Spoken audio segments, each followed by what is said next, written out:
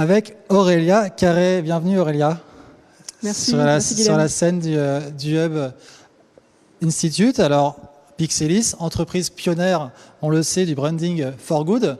Je vais vous laisser répondre à cette question, il faut bien 10 minutes. À l'ère de la raison d'être des entreprises, quelle est la raison d'être des fondations ? Je vous laisse la parole. Merci Guilhem. Effectivement, c'est une question que nous sommes posées chez Pixelis, qui est une agence des design Bicorp, agence engagée, qui est allée à la rencontre des fondations pour imaginer une réponse à cette question qui est assez interpellante. Et donc, quand on a une rencontre entre le monde du design et le monde de l'intérêt général, ça fait des choses assez remarquables. Alors, pourquoi Pixelis ? D'abord parce qu'on a une équipe extrêmement engagée, extrêmement motivée. Moi, la première, j'ai dirigé la Fondation Yves Rocher pendant quelques années et je suis heureuse de revenir à ces sujets. La deuxième, c'est que Pixelis accompagne plusieurs fondations depuis de nombreuses années, que ce soit la Fondation Danieline Nacarasso, la Fondation EPIC, la Fondation Vinci Autoroute et bien d'autres. Et la troisième raison, c'est que les conclusions de l'étude sont extrêmement encourageantes. On a envie d'adresser ce sujet et de les aider demain, aider ces fondations à imaginer leur raison d'être, à trouver leur raison d'être et être alignés avec leur objectif. Donc, lors de l'étude, un délégué général me disait que aujourd'hui les grosses entreprises devaient absolument avoir des fondations. Effectivement, j'en connais très peu qui n'en ont pas. Donc, la raison, c'est d'être aligné avec son entreprise, avec sa stratégie, avec son ADN, pour demain créer de l'impact et nourrir sa raison d'être. Alors, hop. Je passe à la slide suivante. Vous voyez les fondations, le panel que l'on a interrogé. On a 17 fondations de statuts et de modes opératoires différents. Alors là, je vais aborder des sujets un peu techniques. Le statut, c'est 4 statuts différents. Les statuts, les fonds de dotation que vous connaissez, les fondations d'entreprise, les fondations sous égide abritées par une institution comme la Fondation de France, par exemple, ou les fondations reconnues d'utilité publique. Vous pouvez passer d'un statut à un autre. C'est le cas, par exemple, de la Fondation Yves Rocher, qui est aujourd'hui reconnue d'utilité publique, qui, après 30 ans, permet d'asseoir justement une forme de reconnaissance. Les modes opératoires aussi sont importants. Il y en existe 2. Vous avez les fondations redistributives. Ce sont des fondations, c'est 9 fondations sur 10, hein, c'est très important. Et les fondations opératrices. On parle aujourd'hui de fondations semi-opératrices lorsqu'elles ne trouvent pas de projet à soutenir, qui rentrent justement dans leur stratégie. Qu'est-ce qu'on peut dire dessus ? On peut dire aussi qu'aujourd'hui, les fondations en France, c'est un petit secteur par rapport à l'international, par rapport aux États-Unis. C'est 2600 fondations et 1800 fonds de dotation. Donc c'est quand même un secteur assez important et qui bouge et qui évolue. Sur les chiffres clés, je vous les laisse les découvrir. On a eu cette chance à travers cette étude de voir que les fondations ont vraiment évolué. Je vais vous choquer, avant 2015, avant une année importante pour la Convention climat, les fondations étaient considérées pour certaines comme les fondations un peu comme la danseuse du président. Ça a vraiment changé. Aujourd'hui, notamment avec la crise Covid, le secteur a complètement évolué, s'est complètement réinventé. Et c'est ça qui est intéressant, c'est ce qui nous a permis de découvrir cette étude. Donc aujourd'hui, cette étude nous a permis de découvrir 5 profils que je vais vous proposer maintenant de découvrir en images, parce que forcément, agence du design, on a travaillé avec des designers qui nous ont fait des choses assez incroyables. Je vous laisse découvrir ce premier colibri, qui est un colibri que vous connaissez très certainement, puisque c'est le colibri de Pierre Rabhi. Le colibri qui fait sa part. Donc c'est un colibri que les fondations reconnaissent dans le sens où elles font en sorte que les sociétés se tiennent. C'est des structures libres et indépendantes qui permettent de repérer des projets et d'adresser des sujets sociétaux. Elle est en capacité d'allouer des projets et des ressources sur un secteur parfois qui est complètement isolé, qui est complètement en marge. Et pour les fondations d'entreprise, c'est ça qui est intéressant, c'est un secteur qui a vraiment qui s'est vraiment professionnalisé grâce justement à l'entreprise mécène. Donc pour les fondations d'entreprise, ce qui est intéressant, c'est qu'elles ont un vrai rôle à jouer pour accompagner le business des entreprises. Donc je pense notamment aux fondations Vinci Autoroute, la fondation Yves Rocher ou la fondation Maison du Monde qui sont complètement dans cet état d'esprit. selon justement la Fondation Maison du Monde, elle disait que l'impact, la mesure d'impact, était leur boussole, leur guide.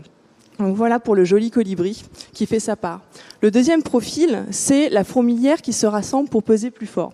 Alors une fourmilière, c'est tout un écosystème qui donne envie d'agir. C'est une capacité à mettre en œuvre et à rassembler autour de soi tous les acteurs qui contribuent à l'intérêt général, que ce soit les porteurs de projets, les institutions, le secteur public, le monde de la philanthropie également.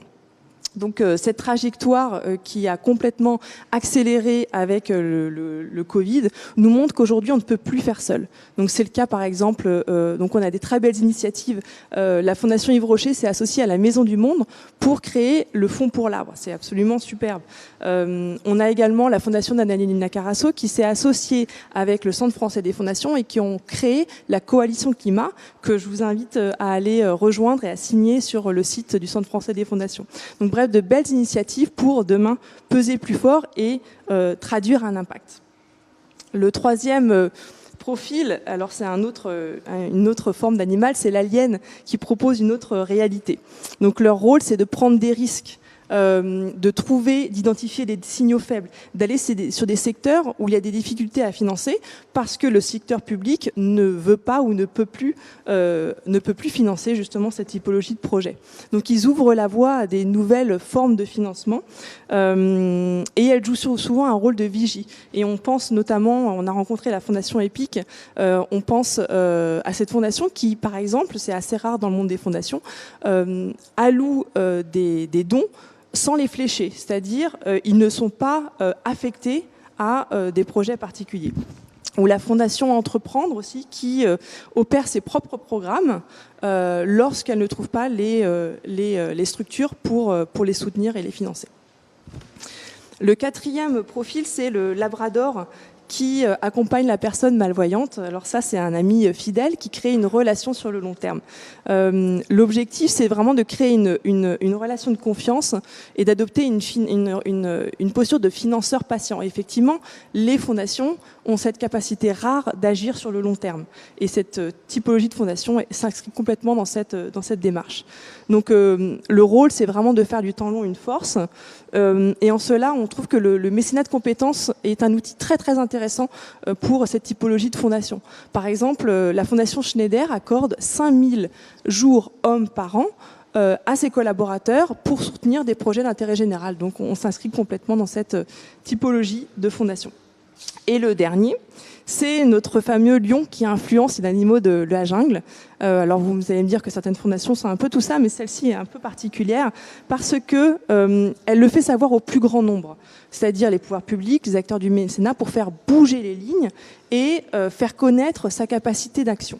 Donc elles ont un grand pouvoir d'influence et elles défendent une vision de l'intérêt général, une certaine vision de l'intérêt général sur un secteur qui est quand même assez méconnu du grand public. Comme vous l'avez vu, c'est un sujet un peu technique parfois et parfois aussi soumis à controverse. Donc elles sont importantes et elles ont un discours souvent militant. Une des fondations les plus emblématiques, j'en ai déjà parlé tout à l'heure, c'est la fondation EPIC avec son porte-parole Alexandre Mars qui peut cristalliser certains sujets, mais en tout cas qui a le mérite de faire bouger les lignes. Donc voilà, je vous ai proposé les 5 profils de fondation et maintenant je vous invite à jouer et à me dire vous, selon vous, quel est le profil dont vous vous sentez le plus proche. On a mis en place, je crois, avec l'équipe, une question Mentimeter. Donc je vous rappelle, vous devez les avoir en ligne, les 5 profils. Est-ce que, selon vous, si vous aviez une fondation ou si vous avez une fondation au sein de votre entreprise, est-ce que c'est un colibri? Est-ce que c'est donc un colibri qui fait sa part? Est-ce que c'est une fourmilière qui se rassemble pour peser plus fort? Un alien qui propose une autre réalité? Un labrador qui accompagne la personne malvoyante, ou enfin le lion qui influence les animaux de la jungle. Donc là, apparaît seulement maintenant. Et là, j'ai perdu 30 secondes de mon speech, c'est quand même pas sympa. Donc on scanne le QR code avec le smartphone ou alors vous cliquez sur le lien et si vous pouviez participer, ça serait intéressant d'avoir votre point de vue sur cette typologie de fondation. J'avais une dernière slide, je ne sais pas si si on peut la montrer maintenant ou si c'est un peu trop tôt, mais c'est pas grave, je vais la présenter maintenant. La dernière slide, c'est pour vous remercier, pour remercier le Hub Institute et vous inviter aussi à rejoindre des masterclass que l'on crée sur les 5 5 profils de fondation. Donc vraiment, je vous invite à nous contacter. Si ça vous intéresse, on va dresser ensemble le profil, on va travailler les rôles, les enjeux et vous donner une feuille de route pour savoir par où on commence, comment on fait pour adresser ce merveilleux sujet des fondations et fonds de dotation. Voilà, merci infiniment au Institute et je vous dis à très bientôt. Merci de votre attention. Merci beaucoup et puis on a hâte de voir les résultats qu'on va évidemment partager. Donc on a laissé le QR code volontairement pour qu'on puisse peut-être avoir de premiers résultats.